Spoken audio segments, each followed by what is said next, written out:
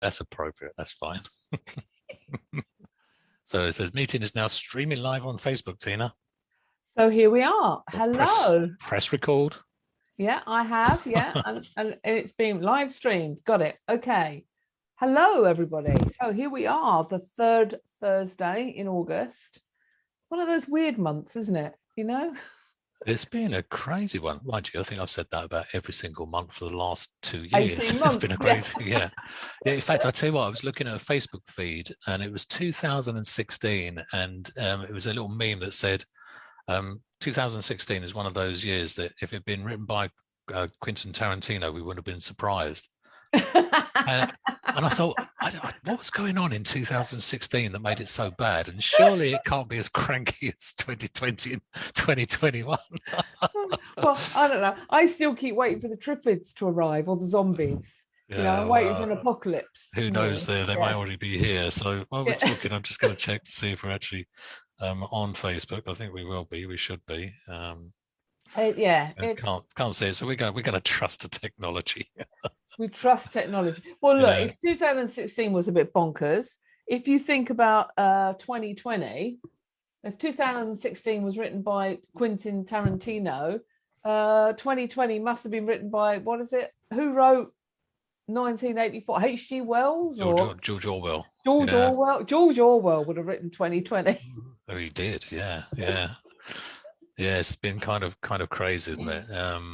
But actually, August, I think, is always a bit of a bonkers month anyway. It's my favourite word at the moment, bonkers. It kind of sums up everything. Yeah, it's always been a month, certainly for me, where I like to switch off from everything because no one's really around. Well, I'm in a nice place where I'm switching off. Look, people, I am in the middle of nowhere, in the Forest of Dean, surrounded by fields.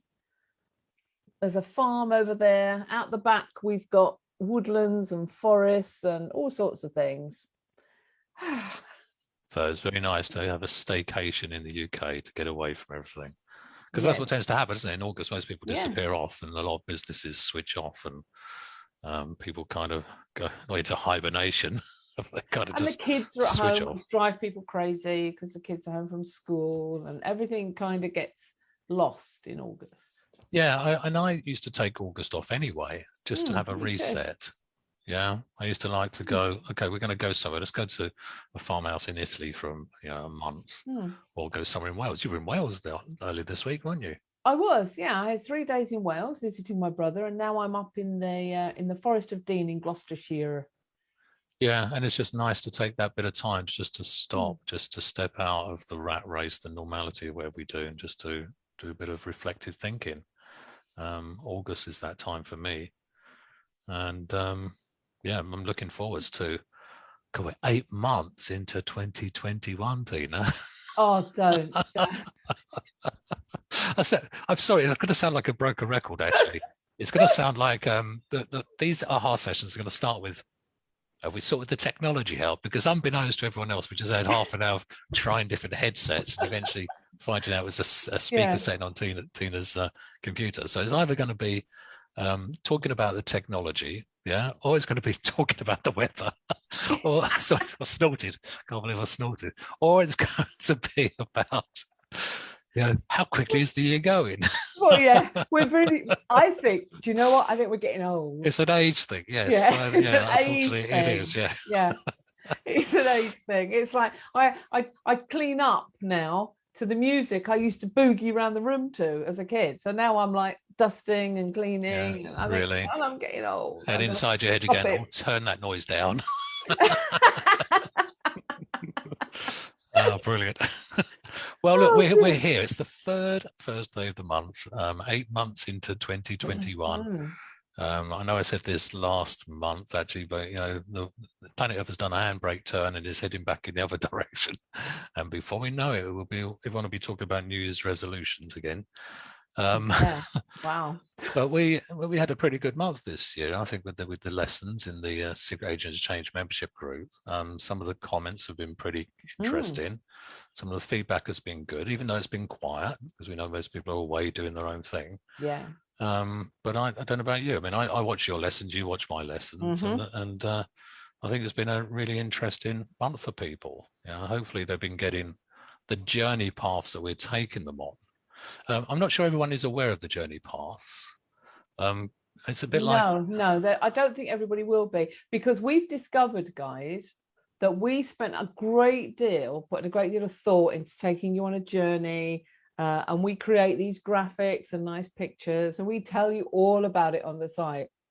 Nobody reads it. Well, people, some do. Okay. Well, I can, you know me, I've become a real geek. I'm super geeky behind the scenes. I love data. So I like to look at, video views, and I'm really fascinated by the video duration, how much of a video has actually been watched. And it's just fascinating how there's a proportion of people that will actually spend the time to watch something and watch it all the way through without scrubbing through it and missing all the gems, because you shared some real gems. Yeah, and I believe I shared some gems as well. You don't have to say that, but I believe I shared some gems. I agree. Right? You did share gems. We're both there giving and giving and giving. And it's easy to forget that these pieces that we're giving you aren't in isolation. They can be watched and read in isolation, but actually there's a context. In fact, I remember John Laval saying something. Actually, he was testing me. Yeah, I remember him testing me. It was on a master practitioner. And I think you were talking to Richard. And so John was going on afterwards, and we'd just done the stations, the NLP stations. And I know most people will know what the stations are, but in case anyone doesn't know, it's where the trainers would train the group. So you might have 150 people, you train them in one particular language pattern or technique, and then the trainers would move around the room, and over the course of a couple of hours, the delegates would get maybe 10, 15 skill sets being trained again. Yeah. Would be about 10, yeah. Yeah, something like that. So John said to me, how did they do? Okay. Okay. Who is the they? All right. So, got to be very particular which they. So I'm not going to do that. I go, well, the assisting team did okay at the beginning, but they all made adjustments. So I explained what the assistants had done in terms of improving. Yeah, because that's what they do. Yeah, by the time you've done the first, the second, the third, by the time you go into the swing of it, you've made adjustments. Yeah. I said, in terms of the delegates, that they got this, they understood this, there were challenges here. And John said, well, I'm going to test your assessment. And I thought, and actually it came out as well. Okay. I thought, how are you going to do that? So I said, how are you going to do that? Because I'm curious. He said, just observe. I said, okay. And what am I observing? He said, well, don't get drawn into the content. Observe the process. Yeah. And I thought, what does he mean? So I sat back, and he went on stage and he started telling a story about his son at the school, and it's not the school that's the problem, it's the principal. And I'm listening to him unpackage all these stories, and I thought, how's he testing? And I realized what he was doing is he was calibrating the responses from the group based upon what he was presenting. And then I realized, and I could only do this by not getting drawn into the stories, by stepping out and observing the process, that he was actually testing in the sequence that we'd done the stations. He does, yeah. And I thought, that is so clever. How the hell did you do that? Not only did I give him the sequence, and I could only remember the sequence because I knew the numbers around the room. And I knew, let's say, Clive started number 1, Trini started number 2, and someone else started number 3. Yeah, so I recounted them in that order. And I thought, not only did he listen and track the sequencing, but the testing was in the same sequence as well. Yeah. I mean, that is so clever. Yeah. And I from then onwards, I thought, okay, I'm not going to get drawn into the content of what's being presented, certainly by Richard or John or any other great trainers. I'm going to observe the process and notice the process that they take you on the journey. And that's what we do. We worked out the process, and I see a lot of people getting caught up in the content. They do. And forgetting that actually we're taking them on a growth path, a growth, we call it the growth mastery path. Yeah. And each thing that we do builds upon the next one, and builds upon the next one, and builds upon the next one. So if you've been left behind on the journey, any of you watching this, it's okay. You can actually join in wherever you're at. okay? Because we're going to do the path and then come back to it, just like the Earth is spinning around the sun. It's going to do full circle. Fingers crossed. I mean, who knows? We might have 1 year, we just keep on going, you know. Yeah, the triffids aren't here yet. We're okay. I'm looking at the countryside. There are no triffids moving. We're good. Fair enough. Yeah. So yeah, guys, even if you're not in the Secret Agent Exchange membership group, hopefully during these AHA sessions, we'll be answering questions for the people that are, and you'll get answers to questions that maybe you didn't even know that you had. Well, actually, I'm going to put you on the spot now. Me? Okay. Yeah, right. yeah. So I've had a couple of people ask me when we're going to open the membership again. Okay, well, it won't be in August. No, it won't. No. It won't be in September, although we are scheduled to do the prosperity mission again in September. But we're going to have a conversation around that because we want to be able to support it, and we both got projects on. For those of you that were on the last prosperity mission, well, you've got access to it still. So if you haven't finished that prosperity mission journey, make sure you log back in and go over it. For those of you that haven't got a clue what we're talking about, do a search in the Facebook group and go back down and you'll see the feed about the prosperity mission. Because we wanted to do something where we wanted to give everyone something which is kind of common, a common need. And we talked to quite a few people, and basically what they want more. Okay, yeah, more of what? Yeah, more of everything. Yeah.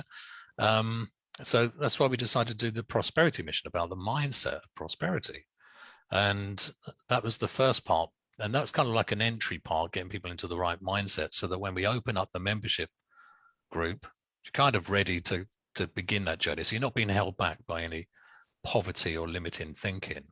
So I suspect, Tina, probably, and it's a probably, I suspect, so I'm being artfully, October. October-ish. Yeah, because we've had a few people ask that, go, you know, let me in.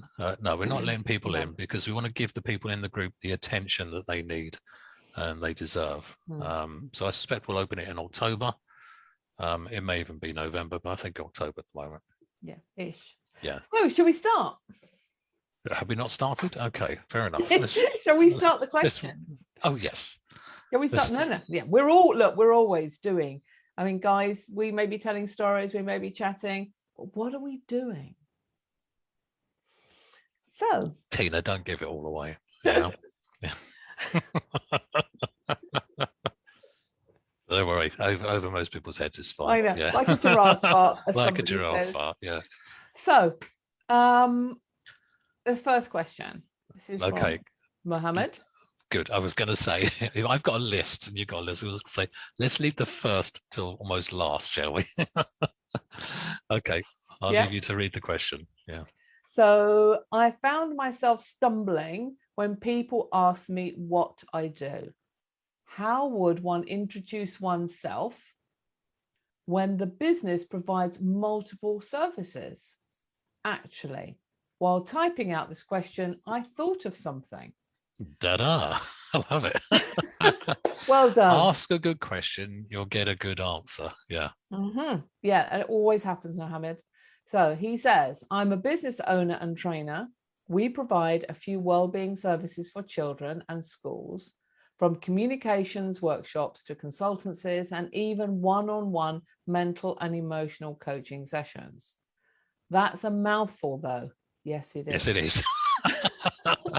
Yeah. Hold on. That's an induction. That's not an introduction. That's an induction. Yes, it is. Right. Any tips to make it elegant? Context of this question. Been meeting my fiance's family and I could never introduce myself without going, did I do that right? Okay, so we already discussed this when we had a look at it earlier. So do you want to go first, Steve? Yeah, okay. Well, I'm glad he added in the context at the end about meeting fiance's family, because when someone asks me the question, it's like when someone says to you, how you doing? Okay. And my response to that nowadays is, do you really want to know? You're just asking. Yeah. You know, you just kind of, it's like a flippant question, or you're really curious. Yeah. Because if you do, let's sit down, because I've got a story to tell you. Yeah. So if it's a business context, I might go, do you know what, I'm a license inspector, and scratch my head. Yeah, just to get a bit of space from someone that maybe I don't really necessarily want to network with. But if it's, and I won't prejudge who I'm talking to, because you never know where business is going to come from. Okay. But I want people to become curious, because at the moment they might have asked the question, you know, what do you do? But they're kind of not really that interested.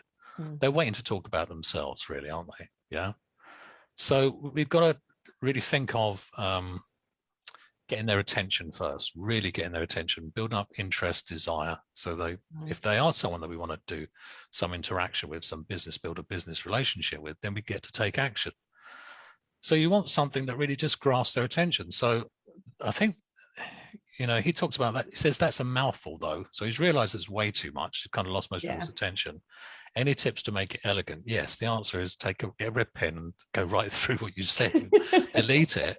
And it's not about you either. People aren't really interested in you. They want to know, what do you do for people? What do you give them? How do you serve them? And I think you've kind of got the answer already in the question. Although I'd spend a little bit of time with the front part. You say, you know, we provide wellbeing services for children and schools. Yeah. And I'd leave something like that kind of hanging. Yeah. So that people then go, what does that mean? Because now they're asking a question. Now they're curious. And then you need to know what is the next thing that you do, you know, and be able to offer that out. So you go from getting their attention. We know they've got their attention because they're asking you a question. Well, what is that? Yeah. What do you do with that? You provide wellbeing services for children. Yeah. Instead of you saying, and this is what it is, get them to ask the question. Then you can say, well, it involves, what's he got here? Well, we work one-to-one, helping them with mental and emotional coaching, mental and emotional issues. You see what I mean? So it's like we're taking them on that journey. We get their attention, build rapport, and then build up their interest, and then find out if they're really interested, because most times they're really interested in telling us what they do. Yeah. Yeah. Or what you can do for them. Well, that's interesting. I don't know about you. Years ago, I did a lot of networking, and I found that most people were there to find out what they could do for us, to do for me. They're interested in selling their services, rather than find out what you can necessarily do for them. Yeah. And I think that's the case with most people at those networking events. But he's not talking about networking here. He's talking about family and friends. Yeah. But even so, you never know once you've given someone some clarity, because people need to be clear on what you do. That's the case with most people at those networks. Okay, they need to be clear on what you do so that they can decide whether there's, what does it do for them, give them, get them, or maybe they're connected to someone that can you can be of service to. So that's my answer. Yeah, take the red pen to it. Make it not about you. Keep it short. Get their attention first and foremost, so that they're asking the next question. Yeah. So what does that mean? Yeah. How do you do that? Yeah. And have those answers ready as well. So it's like you take them on at least three layers. Yeah. With your replies.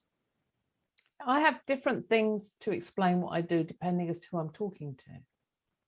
So if I'm talking to family and friends, and I'm meeting you people maybe at a family event or at a party or something, I will be artfully vague. And they will then ask me more questions if they're interested. And then if they don't ask me more questions, I know that they're not really interested. They're just being polite. And if I'm somewhere where I'm networking, then I have a different, more succinct answer as to what I do. And I think it's always worse. Steve and I always used to get people, do you remember we'd get them come up with their elevator pitch when we did the coaching program? And I think it's always a useful thing for any of you to do is to sit down and think about how you're going to describe who you are and what you do. And then write it out and look at it and review it. And then decide whether it's attractive enough. Is it going to grab people's attention? Does it say what you really want it to say? How does it feel when you say it? Do you feel good about yourself when you explain, this is who I am, this is what I do? And actually, I think that last bit is a really good point as well. It's got to feel congruent. Yeah. You'll know it will be the right thing. So, for example, if you did come out and go, I provide wellbeing services for children in schools. Does it feel right? Is that really what you do? Yeah, it feels good. It feels congruent. Yeah. And then something that Michael Neal used to talk about, and this is related to prices, and I've talked about this before. Go and use that pitch and say it. I don't even like the word pitch. And go and say it to the lamppost. Go and talk to the lamppost. I remember. And until it feels right. Yeah. And use that for prices as well. Yeah. So if you're quoting a price, well, what do you charge? If you're somebody that is willing to get into that conversation, because I'm not with having conversations, I won't be talking about rates. But if you ask someone that wants to feel more confident and competent, so if someone says, what do you charge? Talk to the lamppost until it becomes so congruent that the lamppost believes you. Yeah. And you believe yourself. Yeah. Good question, Mohammed. It was Mohammed. Yes, boss. It was Mohammed. Yes. Thank you. Right. So here's one. What do you do if you really don't have enough time to get everything done? Okay. Well, let's put a context around this for those that aren't in the membership group. So the 2 lessons this month for practicing your practice, Tina did addictions and OCD. And I did, it was about building your profit machine. And the focus was really about where you spend your time in terms of continuing this deep dive into research about who your clients are. Okay. And then next month, we're doing the second part of building your profit machine, which is like actually building the machine to make your practice really profitable. And to do that work, you need time. Yeah. And you need to make the time, because we all only have 24 hours a day. So what do you do if you really don't have enough time to get everything done? I don't believe the question, to be honest, because I challenge the word really. Yeah. Yeah. How true is that? And this is the point of the piece that I did. A lot of people delude themselves as to where they're spending their time. They go, I'm really busy. And actually, when they do an audit, if they do an honest, truthful audit, they find out most times that they're actually not working on things that really make a difference. Yeah. They're getting involved in things that are distracting, and they're like time black holes, or they're chasing squirrels, they're doing, or they're walking the dog, or they're doing social media. And it's not that they don't have enough time, that they forget what they do with their time. They do. Yeah. So I'm guessing this question was asked by someone that maybe hadn't seen that piece, because that's one of the things I addressed. I said, look, I don't believe you. And it sounds like this is just an opinion, it's not the truth. So do an audit. Check and track the time that you spend. And are you spending your time on the things that matter? Now, if you've checked and done the audit, and it is a truth that you don't have enough time to get anything done, well, there is only really one option, isn't there? Yeah. Decide what you're going to do and do less of it. As simple as that. Prioritize and do the things that matter. And I think part of that is looking at whatever you're doing and going, is what I'm doing moving anything in a purposeful direction? Yeah, it's like there's a return on investment, but I think there's a return on time as well. And it's ROI, so ROT doesn't sound quite right, does it? Yeah. I like rot. Rot, yeah. What's your return on time? Yeah. I think it's something a lot of people don't spend enough time really thinking about. Literally enough time thinking about. Yeah. So what do you do if you really don't have enough time to get everything done? Check that it's true. That's a truth and not just an opinion. And then prioritize and do less. People make time for what's important. So if you really don't have enough time, is this really what you want to do? How important is this to you? That's the first thing that comes into my mind, because there's always time to do what's important. Yeah, absolutely. And I remember, and again, talking about John Laval here, so it's not like a John Laval promotion. John Laval's fan club. Yeah, I walked in on a training. In fact, it's the last training I went into in London, so it's a few years back. and I sat in, and John was talking about hierarchy of values and how, it's like having a book with all the list of all the things that we do in a priority that most people are unconscious of. And at the end of the day, the book closes and then it opens and it's reset, which is why the fifth on the list, if you don't get to it, next day it's still the fifth on the list. It doesn't suddenly leap to the top. Yeah. And I think that's an important thing to keep in mind, having an idea of the hierarchy of values for you, the things that are important for you, and not allowing the secondary gain of being distracted to keep you where you are, stop you from reprioritizing and making sure you've got real clarity on what is important to you. Yeah. I don't know about you, but I start my day prioritizing what needs to happen that day. Well, I'm different. I end my day prioritizing what I'm going to do the next day. Yeah. Yeah. So I don't have to think about it. I can close it off at night. Like I've already prioritized what I'm going to do tomorrow so far, today, so that when we're done, I can just switch off completely, go home. And then in the morning when I'm ready and I'm ready to put my mindset back into work, I open up and literally I've got my book and I've got my Timula, which tracks my time. So I don't delude myself as to what time I've spent working in the business, working on the business, working on self. It's truth. Yeah. I know the truth. If it's important, we make the time. We do. Well, successful people make the time. People, I'm going to say successful people that actually get the important things they want to get done, they will make the time. Others, well, I could have written the book. Yeah. And then they talk about it 6 months later. Yeah. I'm going to write a book one day. Yeah. Before I die, I'm going to write a book. Yes, indeed. Yeah, but that's the story people say. Yeah. Listen to their stories. They'll tell you many things.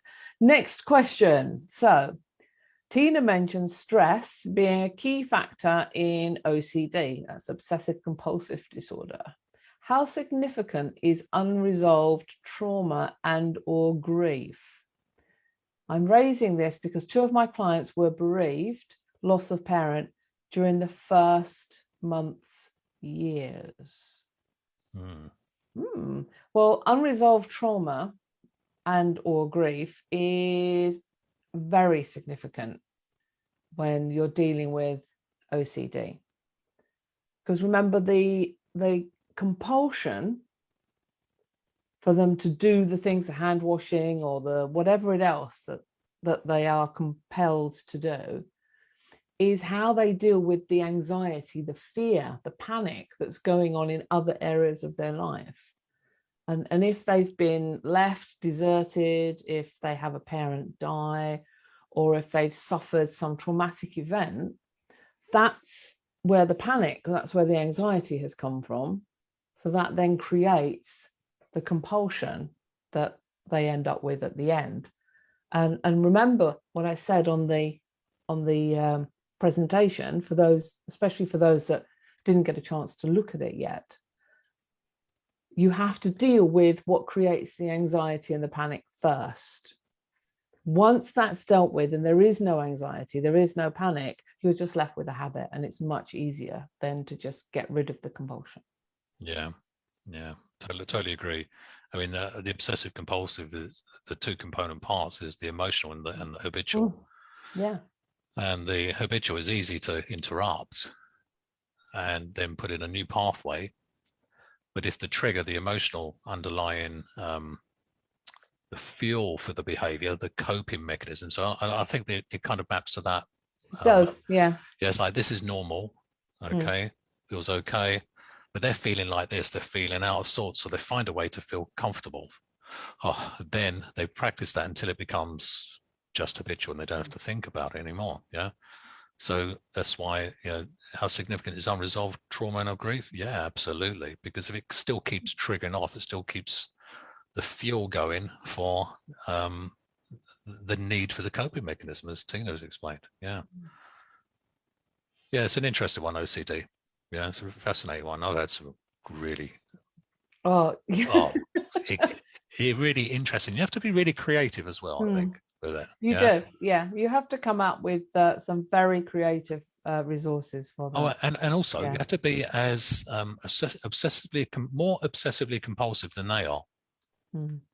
Yeah, that's my approach. Because you can use their compulsion to have them compelled to do the things that are going to help them stop the fear and the anxiety and make the changes. Yeah, I mean, obsessive compulsion blowout. Yeah, and in fact, and again, that's why I love, the NLP presuppositions. It's like in this context, this behavior serves a purpose. Yeah. But they've already got a resource. It just needs to be pointed in another direction. Yeah, they can become the most obsessively compulsive people at feeling good and feeling relaxed, and feeling calm and confident and competent. Yeah. No, it was a good session. I enjoyed that one, watching that one. Thank you. Next question. Oh, here we are. I've been reflecting on Steve's challenge to consider how you can add even more value for your clients. My ideas today include reviewing my USP, packages, and whether I can offer a guarantee. What value do you find is most attractive to your clients? Am I missing the obvious? I always offer skills for life, and my clients know that I've done my job well when they can use NLP techniques on themselves.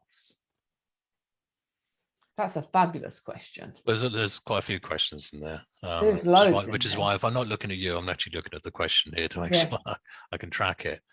So the question really was about, when it comes to building your profits machine, start to think about how can you add even more value to your clients, because one of the most challenging things is to get a client. But once you've got all that sunk equity cost into marketing and the selling and acquiring the client, the easiest thing then is to provide more value to them. Yeah, so you either sell more, sell a higher value package, or sell more frequently. Yeah. So the question I posed everyone to think about was, how can you add even more value to your clients? Okay, so rather than us giving you solutions, it's for you to start to think from that perspective. How can I be of even more service? So to a certain degree, I'm not going to answer the question, because otherwise I'm giving you the answer, and it's for you to work out what's of real importance to your specific clients. So I'll point you in a direction. There's a couple of things I think people really value, and it comes down to decision-making strategies as well, which we're going to be talking about in a couple of months' time. One of those is certainty. A degree of certainty as to an outcome. So certainty in this context is, this is where they're at. If you can give them some sense of certainty, and by the way, that doesn't necessarily mean a guarantee. It can do, because if you can guarantee a result, to a certain degree, that's a good thing.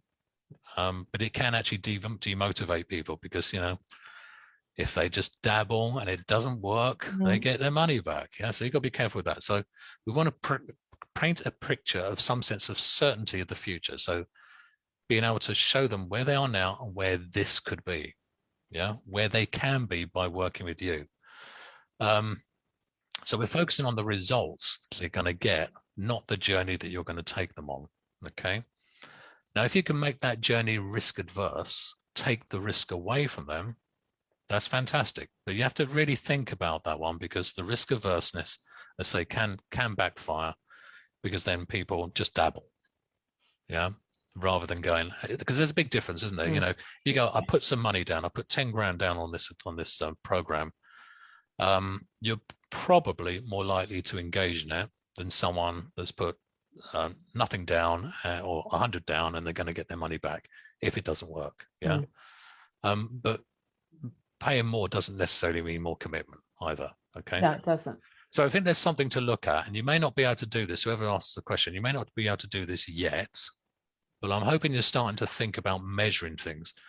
Because, if I'm doing some sales training, I will guarantee that when they follow my instructions, they're going to get at least a 30% increase in their sales. Okay. Now, I will only make that offer once I've done an exploration with my client, and I can go, well, yeah, I can see some changes. And when they do this, I can pretty much be sure So it's not like a blanket guarantee. It's a guarantee based upon doing some research with these people. Yeah. But if you can put measures and numbers and metrics that you are comfortable and confident about, that goes a huge way to making them feel certain that it's worth engaging and taking a risk with you. Okay, so there's a lot there to take out. So look for some certainty. Think about the results, not the journey. If you can make it risk adverse, which could even be, the taster session. Taster sessions are always good. 30-minute, just an exploration with someone where there's no cost. They've got an experience of you. That's a good way to start to build what we're going to be talking about next month, actually, which is your value ladder, the profit-making machine of your business, and find ways to measure the results that you get. Statistics really talk, but make sure your statistics are accurate. We see people making up all sorts of stuff. The country's #1 this, the UK's whatever, the world's premier, those sort of things. I think people, they smell a rat with those sort of things because they're not true anyway. So that's what I would do. I know you're not missing the obvious, because I don't think there is an obvious. You have to really find out what works for your clients. You do. I agree. You've got to figure out what it is that they need, they want, and can you deliver it? I mean, when I first began, I used to give a free 30-minute initial consultancy. They used to travel to see me. Now you could do it on Zoom quite easily. And that was really so that they could get to meet me, and it gave me a really good idea as to what I was going to do. Could I really help this person? Could I actually give them what they wanted? Because if I don't think I can deliver, I don't want to take on the client. Yeah, no, absolutely. I would refer the client to somebody else. Or if it's something that I don't really want to do. I'm getting old now. I pick and choose. If it's something I don't want to do, then I'm lucky enough that I've got a whole list of people that I know are really good at what they do, and I can refer them. Yeah. And again, this depends on what sort of industry you're in. I do an exploratory session, but there's pre-vetting that goes on before. Yeah. Have to be of a certain size company. They've got to be the business owner. There's a lot of hoops people have to jump through before we have that exploratory conversation.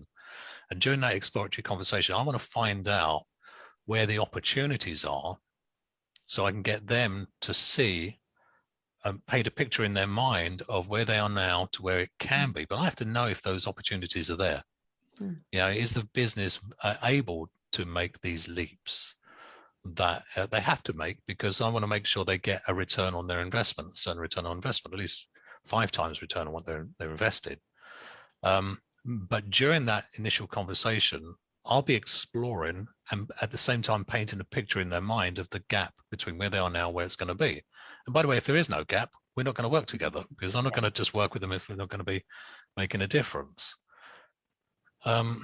So yeah, I mean, the last sentence I think is interesting. It says, I always offer skills for life. Okay. And my clients know that I've done my job well when they can use NLP techniques on themselves.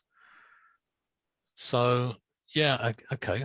So that again, find a way to get the testimonials, find a way to get measurements to prove to other people the value you've given them. So it's like the snapshot before and the snapshot after. That's what people need in order to go, I feel comfortable taking this risk. Because they are taking a risk. Anyone working with you is taking a risk. We're choosing to work with you compared to somebody else. Yeah. So did we answer that one? I think we did. I think we did. Okay. So the next one, thinking OCD and the changes our clients seek. Just wondering what you say, do to manage expectations. Oh, I hate that phrase, manage expectations. Do you? I do. Because? And I'm interested. I'm not just asking. It means, no, for me, when you're managing expectations, you're putting a limit on something. That's my understanding of managing expectations. There's a limit as to what could be achieved and when.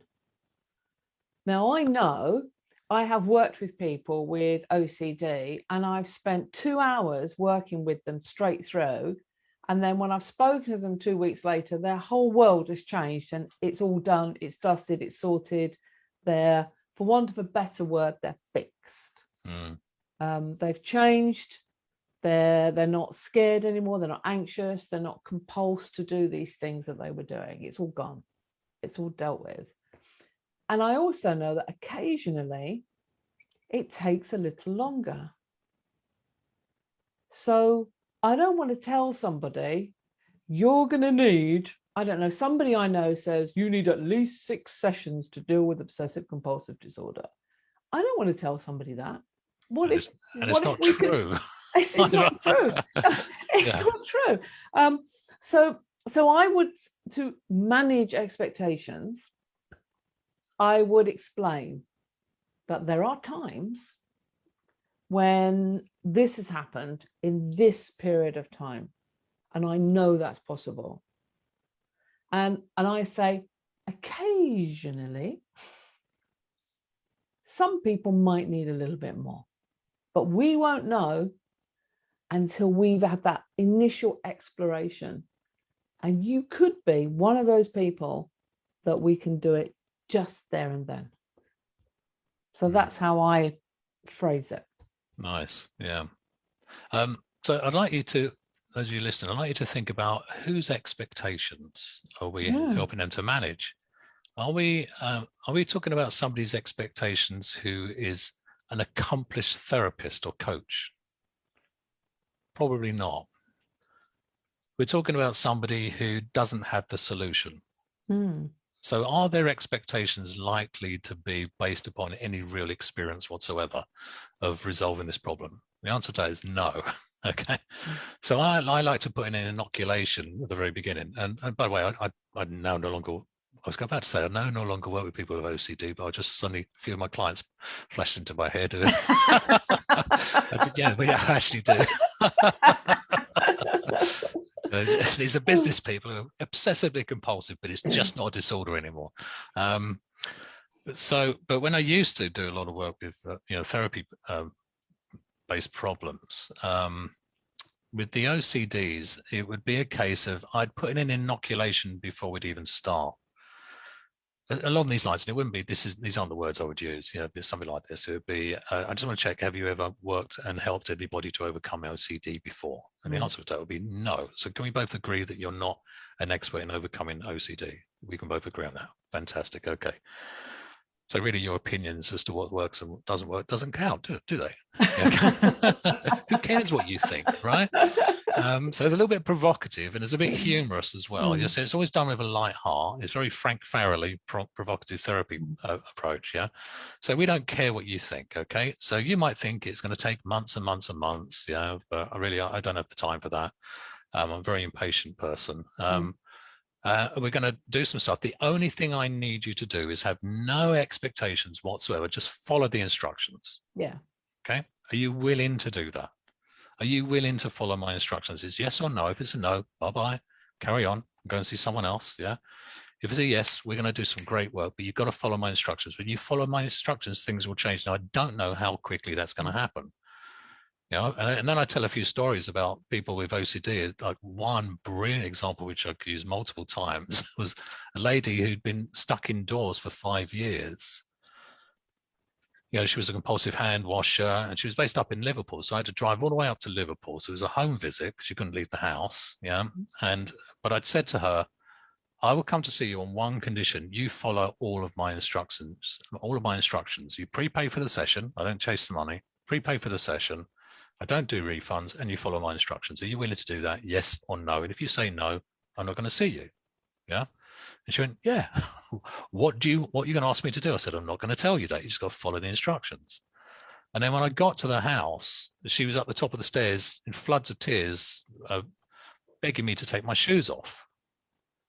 Because obviously I'd come from the outside, I was now going to pollute the inside. And I went, no, you follow my instructions, or I turn around and I go home. I'm okay with that. Or I don't do refunds. Yeah. Which obviously I got from a TV show. I borrowed from that. Yeah. Who was that? Not George Carlin.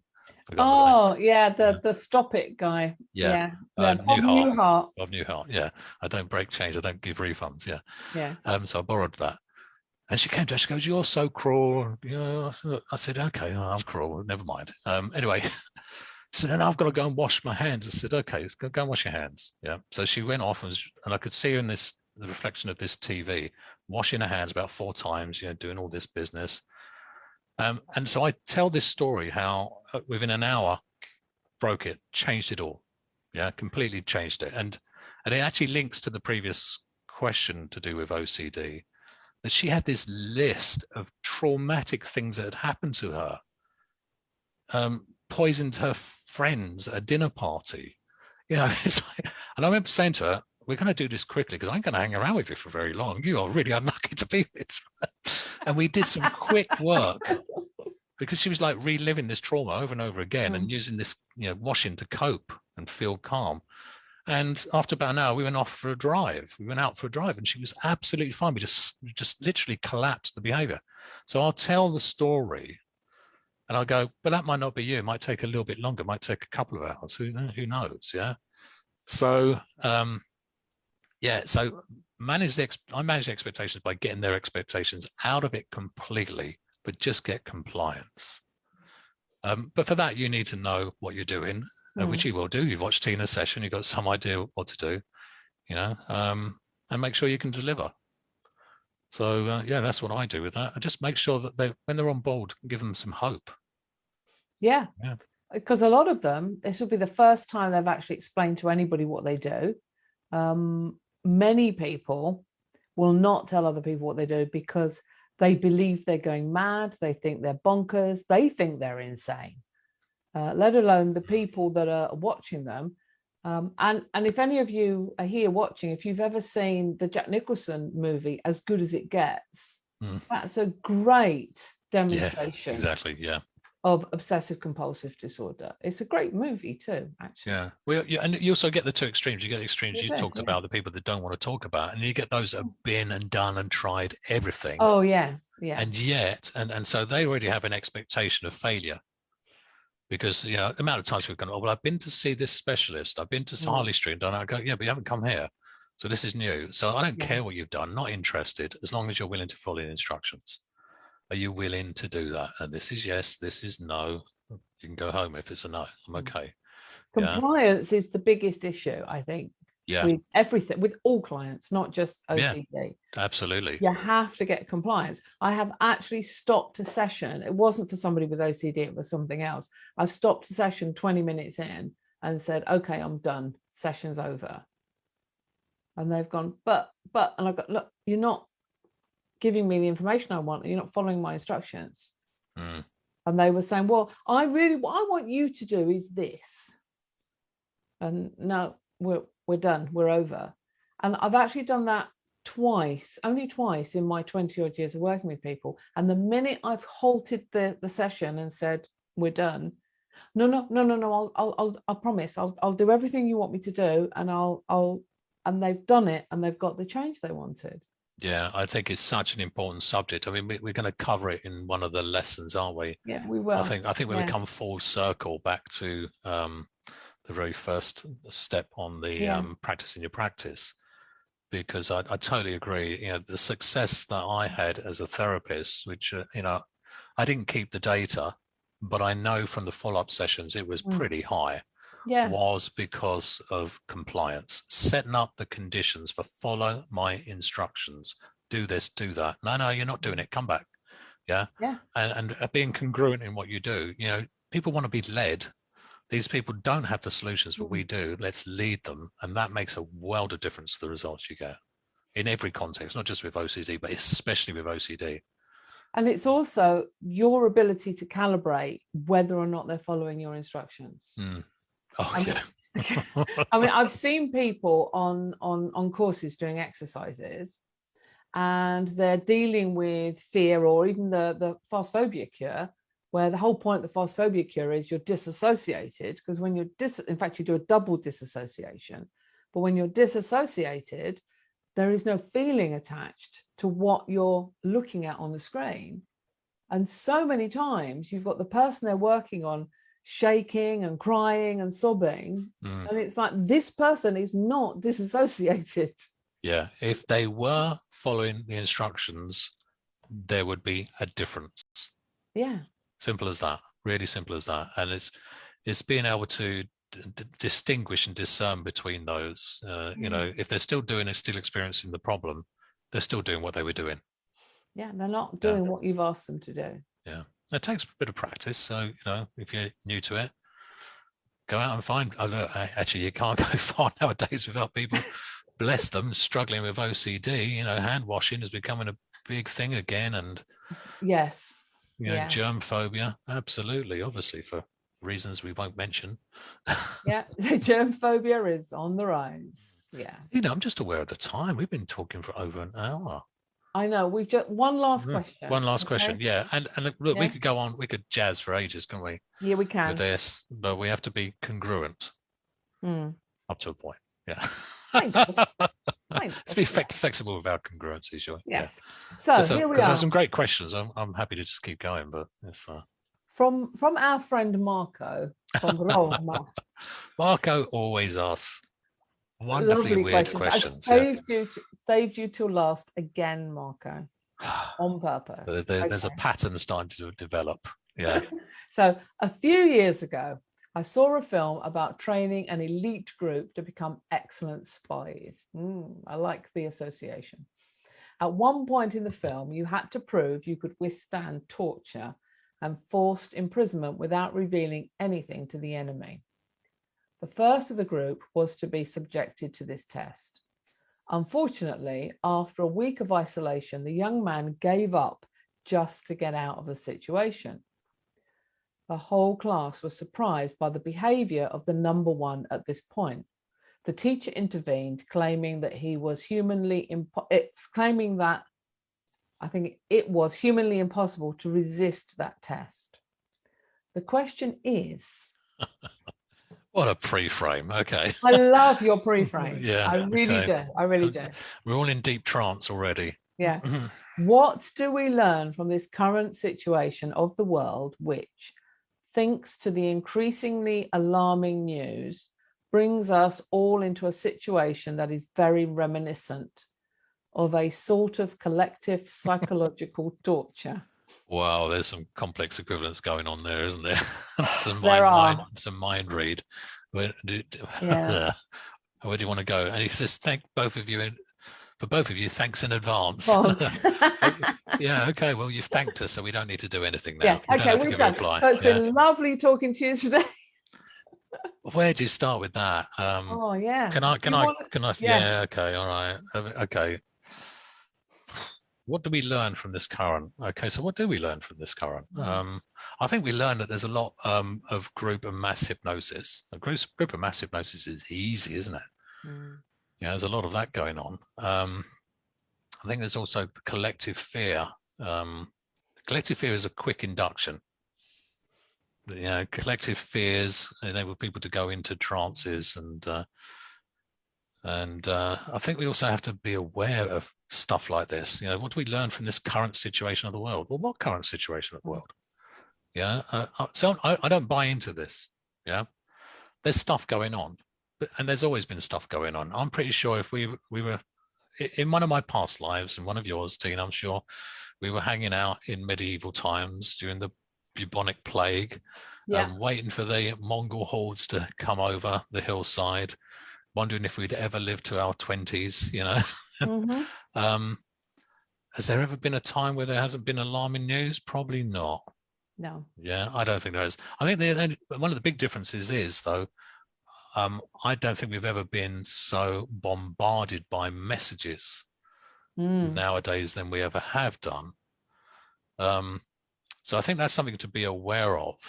So the last bit goes hypnotic escape routes. Question. Well, it presupposes we have to have a hypnotic escape route. I'm immune to this hypnosis, by the way. Okay, I'm not willing to allow the media, Fox News, CNN, whoever, the BBC to hypnotize me. Now, it doesn't mean I'm not aware of what's going on. Okay, but I'm going to be present, and I'm also aware of my own meta programs. I think it's important for any of you watching this that are being hypnotized into like a collective psychology torture chamber, yeah, to be aware of your meta programs. You know, what are you focusing on? Are you focusing on the problems, or have you switched your reticular activating system and point it in the direction of solutions, harmony, you know, opportunities, health, vibrancy? You know, what are you going to focus on? So in terms of hypnotic escape routes, I'd say, well, one, be centered, be calm, keep breathing, lead by example, you know, show up the way you want to show up, have hope, because I think there's always hope. There's always been challenges, and plan on a brighter future. I'm not buying into the psychology of the torture chamber idea. No, I get it. I think some people will be. It ain't going to be me. And I also think that there are solutions to many of the problems on the way. I'm fascinated by technology, and I think there are some really, really interesting technological changes coming along very, very quickly. You know, quantum processing, quantum computing. Oh my goodness, it's like being able to resolve things so much quicker than previously. That I think solutions are going to come very quickly. Whether we're able to deal with those things in time, we're going to find out, or not. I probably won't be around. So yeah, it's an interesting question. A huge presupposition at the very beginning. But for me, what do we learn from this current situation? Shit happens. There we go. Deal with it. Yeah. There we go. Yeah, that would be my approach to it. Now, I was talking about this earlier. I mean, I'm staying with my friends in the Forest of Dean right now, and I was talking about this earlier with my friend Jackie. Jackie is a nutritionalist. She's a healer, and she works on the vibration of food and how you eat the correct food to create good health. And we were just, both of us, amazed at how quickly so many people got scared. And it's the media. And because in the past, we didn't have so much media coverage the way we do now. And we're also discovering, I think, that the media has more control than we're aware of, because there are things that people are noticing that are not being reported. And then you've got all this conflicting advice and conflicting theories and facts being thrown onto social media, thrown onto the news, newspapers, magazines, whatever. And it's up to the individual to know themselves, as Steve has said, to know your meta programs and to be certain in what you believe. Now, within my beliefs, I have a certainty within myself that I am fit, I am healthy, I believe in my immune system. I know that there are things I can do to keep myself and those people around me healthy, and I'm confident in that. I know that. I know that for a fact. I'm very happy with that. I'm very aware of this thing that's going around that's mutating, which is exactly what viruses do. So every time they come up with a new variant, I go, oh yeah, okay, because that's what they do. And the rhetoric that's out there isn't creating fear or anxiety within me, but I know that it is within a lot of people, because a lot of people are being made to do things that they don't want to do, that they never thought they would have to do. So this so-called collective psychological torture is within their head. And it's like when we meet our clients, the obsessive compulsive who comes in and they have to wash their hands and they need a new bar of soap every time they wash their hands. They have their torture in their head, their fear that they're creating in their head that is generating that response. Now, there are a lot of people out there that are doing the same thing with the rhetoric that's out there about COVID and the virus and about the planet and the world, etc., etc. And I think it's time for everybody to just sit back, ground and center themselves. And for those of you that have done the prosperity mission, you'll know how to do that.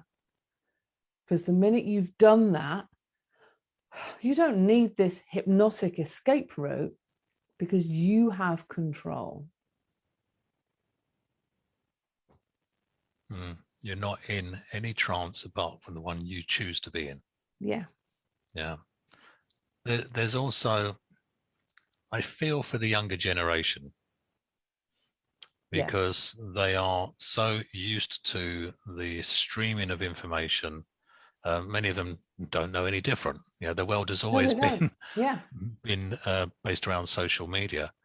And I think there's a huge need and a real opportunity. It's one of the reasons why we set up the membership group, actually, to support coaches, therapists, and consultants to build thriving practices, because there is an opportunity and a desperate need to provide the attitudes and the resources and the skill sets to be able to cope. Because I think there's going to be, well, it's not that I think, actually, because I know this from conversations I've had with my son and his friends, there's a lot of learned helplessness.